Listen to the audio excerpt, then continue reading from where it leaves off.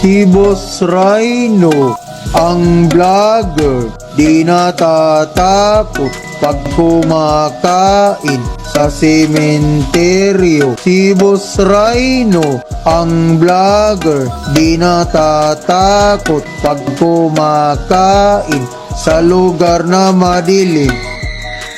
Si Boss Rhino, ang hilig niya'y mga horror sa tunay at telebisyon. Ang tunay ay natatakot sa mga multo. Si Boss Rhino lumalakad doon dito abandonado, kuweba o sementeryo, kahit saan i-vlog ko. Boss Rhino ang YouTube ko, halina at manood na kayo. Si Boss Rhino, mga videos niya'y hahangaan mo. Nakakatakot, nakakatakot, nakakatakot, nakakatakot, nakakatakot, nakakatakot, nakakatakot.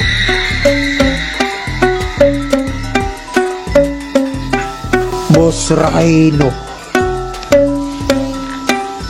Boss Rhino,